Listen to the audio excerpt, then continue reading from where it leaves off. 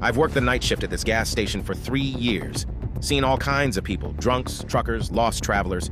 But last night was different. It was around 2:30 a.m., dead quiet. The kind of night where even the air feels heavy, like something's about to happen.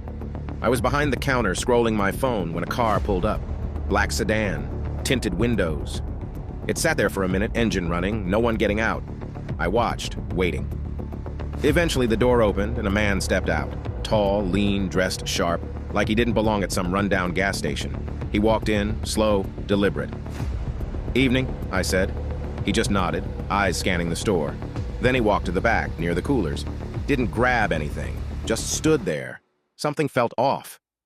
I've seen people act shady before, shoplifters, tweakers, but this wasn't that. This was calculated. I glanced at the security cameras. Then I noticed something else. The sedan's passenger door had opened. Another guy stepped out, but he didn't come inside. He stood near the pump, hand in his pocket. My gut told me to get ready for something bad. The first guy finally walked up to the counter. He placed a single pack of gum down. "That'll be..." He cut me off. "You work here every night?" I hesitated. "Most nights." He smiled, but it didn't reach his eyes. "Must be dangerous." My hand inched toward the emergency button under the counter. "Not really. Cops drive by all the time." That was a lie. We hadn't seen a cop all night.